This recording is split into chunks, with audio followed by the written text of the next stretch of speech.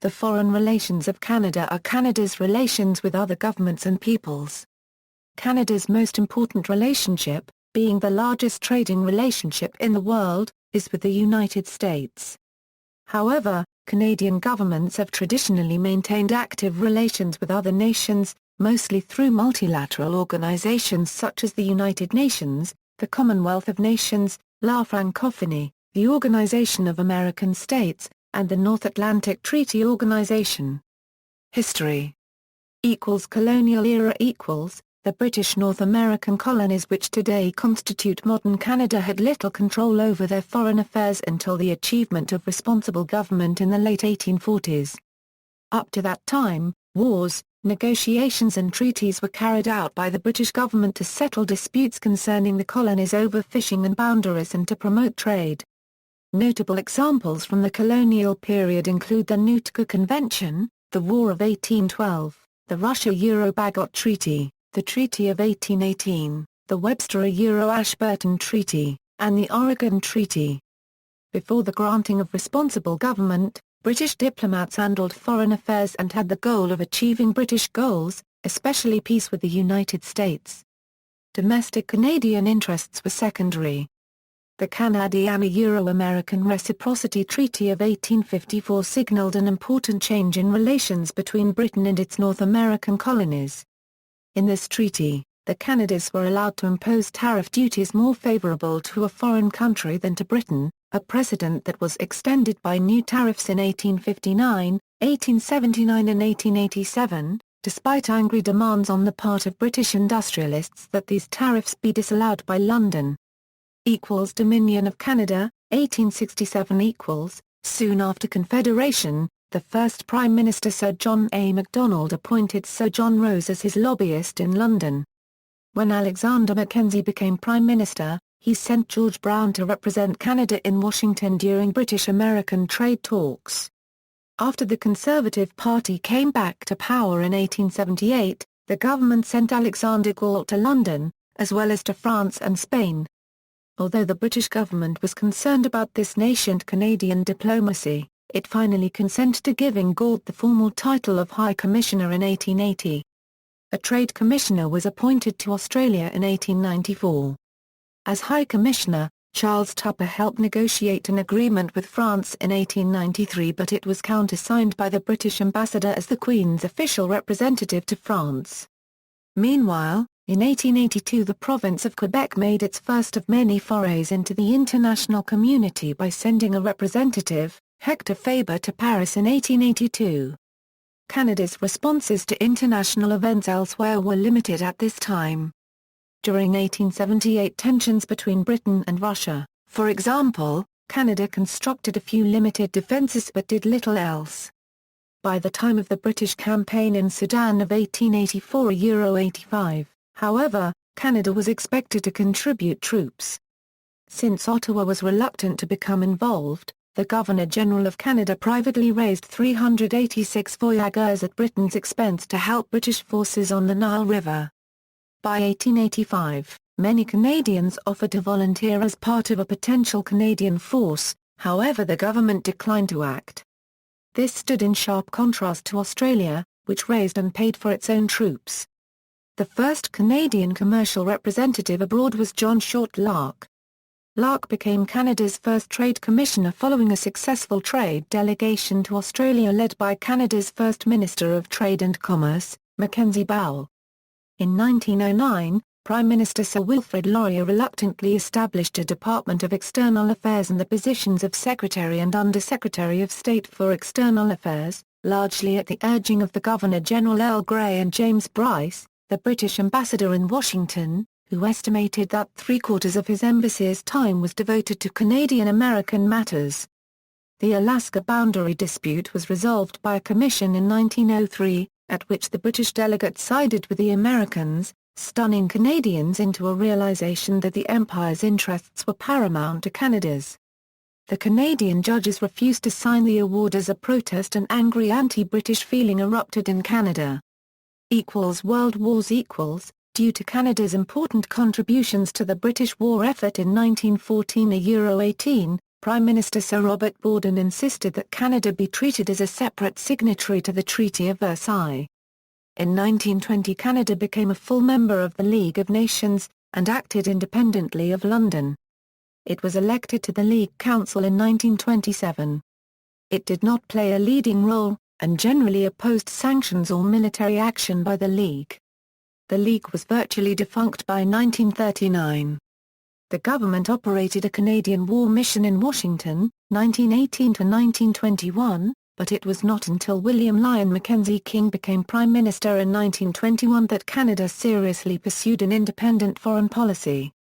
In 1923, Canada independently signed the Halibut Treaty with the United States at Mackenzie King's insistence, the first time Canada signed a treaty without the British also signing it. In 1925, the government appointed a permanent diplomat to Geneva to deal with the League of Nations and International Labour Organization. Following the Balfour Declaration of 1926, King appointed Vincent Massey as the first Canadian minister plenipotentiary in Washington, raised the office in Paris to legation status under Philippe Roy, and opened a legation in Tokyo with Herbert Marler as envoy. Canada achieved legislative independence with the enactment of the Statute of Westminster in 1931, although British diplomatic missions continued to represent Canada in most countries throughout the 1930s. In the 1930s, the Mackenzie King government strongly supported the appeasement policy of the Chamberlain government in London toward Nazi Germany. After the outbreak of World War II in 1939, Canada rapidly expanded its diplomatic missions abroad. While Canada hosted two major Allied conferences in Quebec in 1943 and 1944, neither Prime Minister Mackenzie King nor senior generals and admirals were invited to take part in any of the discussions. Since 1945 the period from 1945 to 1957 is considered the golden age of Canadian diplomacy under Lester B. Pearson, when Canada had its greatest impact on world diplomacy. In 1982, responsibility for trade was added with the creation of the Department of External Affairs and International Trade. In 1995, the name was changed to Department of Foreign Affairs and International Trade. Canada has often carried out its foreign policy through coalitions and international organizations, and through the work of numerous federal institutions. Under the aegis of Canadian foreign policy, various departments and agencies conduct their own international relations and outreach activities. For example, the Canadian Forces and the Department of National Defence conduct defence diplomacy in support of national interests, including through the deployment of Canadian Defence Attaché Copyright S, participation in bilateral and multilateral military forums, ship and aircraft visits, military training and cooperation, and other such outreach and relationship-building efforts. There are two major elements of Canadian foreign relations: Canada-US relations and multilateralism. Greg Donofrey, of Canada's Department of Foreign Affairs, argues, since taking power in 2006, Prime Minister Harper's government has clearly abandoned the liberal internationalism that had so often characterized Ottawa's approach to world affairs, replacing it with a new emphasis on realist notions of national interest, enhanced capabilities, and Western democratic values. Administration: Canada's international relations are the responsibility of the Department of Global Affairs, which is run by the Minister of Foreign Affairs, a position currently held by Stéphane Dion. Traditionally, the Prime Minister has played a prominent role in foreign affairs decisions. Foreign aid, formerly delivered through the Canadian International Development Agency, has been administered by DFATD since March 2013. Foreign aid: Canada's foreign aid was administered by the Canadian International Development Agency, which provided aid and assistance to other countries around the world through various methods. In March 2013, CIDA ceased to exist when it was folded into DFAIT, creating DFATD. The strategy of the Canadian government's foreign aid policy reflects an emphasis to meet the Millennium Development Goals, while also providing assistance in response to foreign humanitarian crises. However, a growing focus on development, defense, and diplomacy in recent decades has produced a concentration of foreign aid funding to countries determined to be security risks to Canadian policy. For example, In 2004 to 2005, the largest recipients of Canada's official developmental assistance were Afghanistan and Iraq, two nations in conflict with the United States of America and its allies at the time. The structural emphasis on security and industry development has contributed to a fixed foreign policy that generally fails to consider global health and international social and economic inequalities.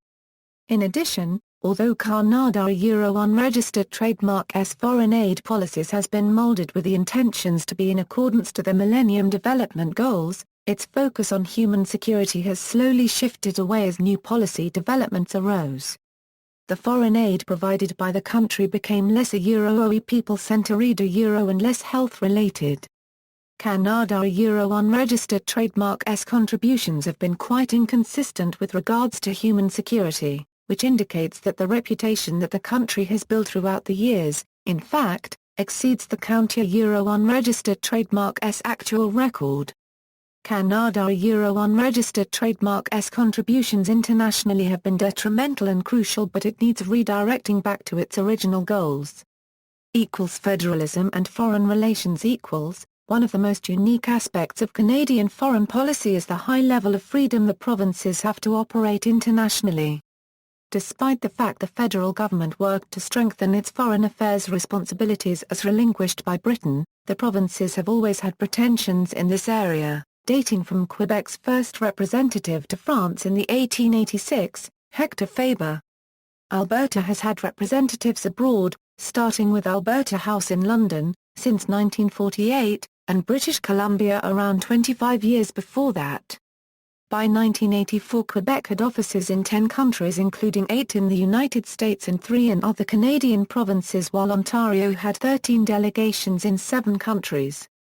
Most provincial governments have a Ministry of International Relations. Both Quebec and New Brunswick are members of La Francophonie. Alberta has quasi-diplomatic offices in Washington. Provincial premiers were always part of the famous Team Canada trade missions of the 1990s. In 2007, Quebec Premier Jean Charest proposed a free trade agreement with the European Union. Provinces have always participated in some foreign relations, and appointed agents general in the United Kingdom and France for many years, but they cannot legislate treaties. The French-speaking provinces of Quebec and New Brunswick are members of La Francophonie, and Ontario has announced it wishes to join. Quebec has pursued its own foreign relations, especially with France. Alberta opened an office in Washington, D.C., in March 2005 to lobby the American government, mostly to reopen the borders to import of Canadian beef. With the exception of Quebec, none of these efforts undermine the ability of the federal government to conduct foreign affairs. Bilateral relations. Americas equals Europe equals Asia Pacific equals Africa equals other bilateral and plurilateral relations. One important difference between Canadian and American foreign policy has been in relations with communist governments. Canada established diplomatic relations with the People's Republic of China long before the Americans did. It also has maintained trade and diplomatic relations with communist Cuba, despite pressures from the United States. Arms control equals Canadian government guidance for export controls on weapons systems is published by Foreign Affairs and International Trade Canada. Automatic Firearms Country Control List comprises a list of approved export nations which include as of 2014.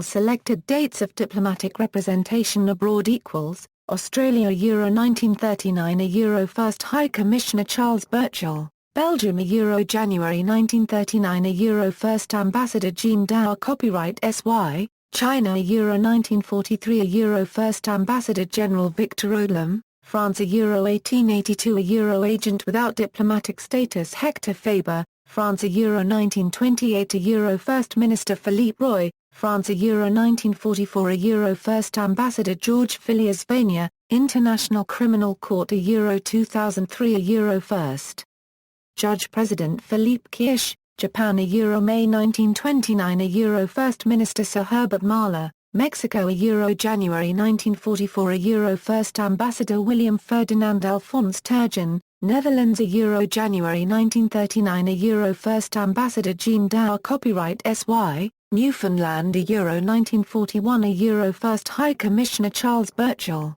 United Kingdom 1880 First High Commissioner Sir Alexander Galt, United Nations First Ambassador General Andrew McNaughton, United States of America 1926 First Minister Vincent Massey. Multilateralism. Canada is and has been a strong supporter of multilateralism. The country is one of the world's leading peacekeepers, sending soldiers under UN authority around the world. Canadian former Minister of Foreign Affairs and subsequent Prime Minister, Lester B. Pearson, is credited for his contributions to modern international peacekeeping, for which he won the Nobel Peace Prize in 1957. Canada is committed to disarmament, and is especially noted for its leadership in the 1997 Convention in Ottawa on the prohibition of the use, stockpiling, production and transfer of anti-personnel mines. In the last century Canada has made efforts to reach out to the rest of the world and promoting itself as a middle power able to work with large and small nations alike.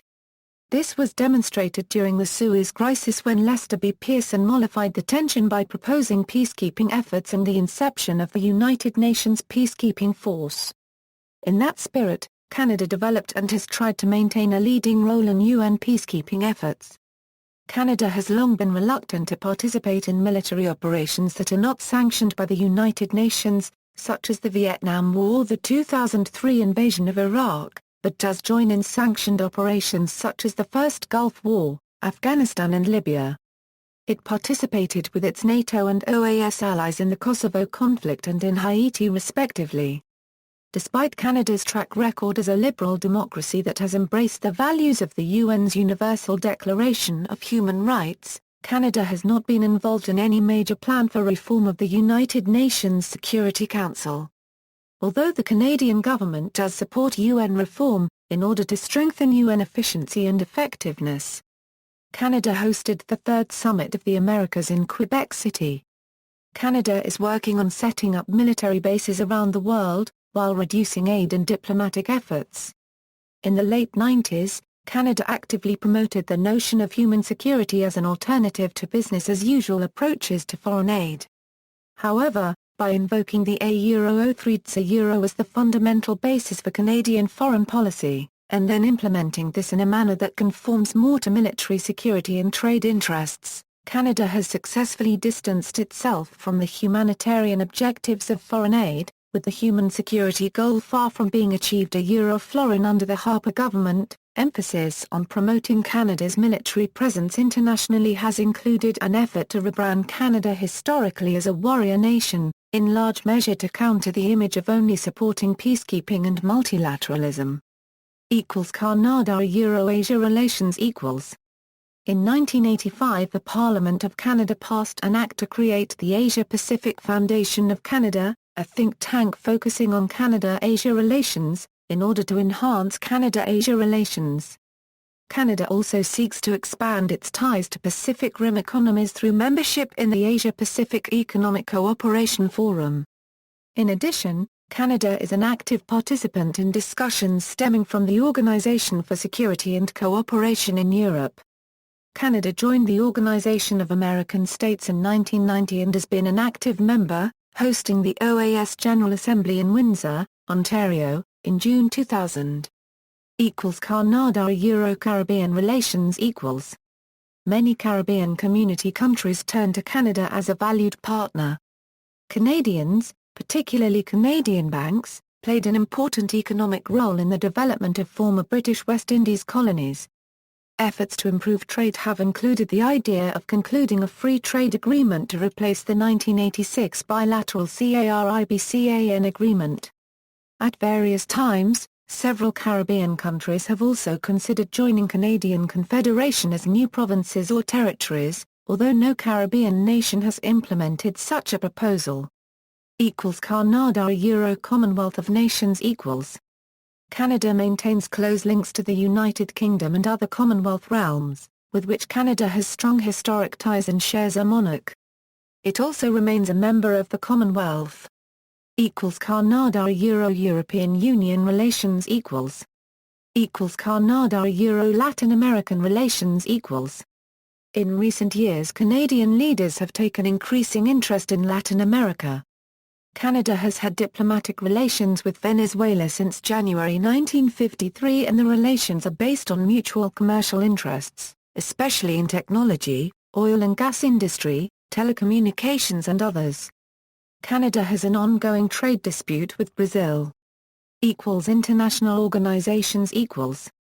Canada is a member of the following organizations: ADB, AFDB, APEC, Arctic Council, ARF, ASEAN, Australia Group, BIS, Commonwealth of Nations, CDB, EAPC, EBRD, FAO, FATF, G20, G7, G8, G10, IADB, IAEA, IBRD, ICAO, ICC, ICCT, ICRM, IDA, IEA, IFAD, IFC, IFRCS, IHO, ILO, IMF, IMO, IMSO, Interpol, IOC, IOM, IPU, ISO, ITSO, ITU, ITUG, MIGA, MINUSTA, MONUSCO, NAFTA, NATO, ANEA, NSG, OAS, OECD, OIF, OPCW, OSCE, Paris Club, PCA, PIF, CESI, UNAMID, UNCTAD, UNDOF, UNESCO, UNFISP, UNHCR, UNMISS, UNRWA, UNTSO, UNWTO, UPU, WCO, WFTU, WHO, WIPO, WMO, WTO, Zanger Committee. Relations with international groups equals. Organizations with headquarters in Canada: International Air Transport Association, International Civil Aviation Organization, Northwest Atlantic Fisheries Organization, North Pacific Anadromous Fish Commission. Major treaties signed in Canada equals. Ottawa Treaty or Mine Ban Treaty, Montreal Protocol on Substances that Deplete the Ozone Layer, Great Peace of Montreal. Territorial and boundary disputes. Canada and the United States have negotiated the boundary between the countries over many years, with the last significant agreement having taken place in 1984 when the International Court of Justice ruled on the maritime boundary in the Gulf of Maine. Likewise, Canada and France had previously contested the maritime boundary surrounding the islands of Saint-Pierre and Miquelon, but accepted a 1992 International Court of Arbitration ruling. Remaining disputes include managed maritime boundary disputes with the U.S. Arctic disputes equals. A long-simmering dispute between Canada and the U.S. involves the issue of Canadian sovereignty over the Northwest Passage. Canada-Euro unregistered trademark S assertion that the Northwest Passage represents internal waters has been challenged by other countries, especially the U.S., which argue that these waters constitute an international strait. Canadians were incensed when Americans drove the reinforced oil tanker Manhattan through the Northwest Passage in 1969, followed by the icebreaker Polar Sea in 1985, both without asking for Canadian permission. In 1970, the Canadian government enacted the Arctic Waters Pollution Prevention Act, which asserts Canadian regulatory control over pollution within a 100 nautical mile zone. In response, the Americans in 1970 stated, we cannot accept the assertion of a Canadian claim that the Arctic waters are internal waters of Canada. Such acceptance would jeopardize the freedom of navigation essential for United States naval activities worldwide. A compromise was reached in 1988, by an agreement on a Euro-OE Arctic cooperation, which pledges that voyages of American icebreakers will be undertaken with the consent of the Government of Canada. However, the agreement did not alter either counter unregistered trademark S basic legal position. Essentially, the Americans agreed to ask for the consent of the Government of Canada without conceding that they were obliged to. In January 2006, David Wilkins, the American ambassador to Canada, says his government opposes Stephen Harper's proposed plan to deploy military icebreakers in the Arctic to detect interlopers and assert Canadian sovereignty over those waters. Also, there is a dispute with Denmark over the sovereignty of the uninhabited Hans Island and surrounding waters in the Kennedy Channel between Ellesmere Island and Greenland. Along with other nations in the Arctic Council, Canada, Sweden, Iceland, Norway, Finland, Denmark and Russia, the maritime boundaries in the far north will be decided after countries have completed their submissions, due in 2012. Russia has made an extensive claim based on the Russian position that everything that is an extension of the Lomonosov Ridge should be assigned to Russia. Their submission had been rejected when first submitted by the United Nations in 2001. The regions represent some of the most extreme environments on Earth, yet there is a hope for hypothetically commercially viable oil and gas deposits. See also. References. Bibliography, primary sources. Secondary sources. Further reading equals. External links, Foreign Affairs Canada Euro Heads of Posts List, Embassy, Canada's Foreign Policy News Weekly, Canada's Place in World Affairs, Foreign Affairs Canada Euro Canada and the World, A History of Canadian Foreign Policy. Foreign Affairs Canada Euro Country and Regional Information. A summary of Canada's relations with each foreign government as well as some international regions and organizations, Canada at the Group of Eight, H. Diplo Roundtable on Patrick James. Canada and Conflict.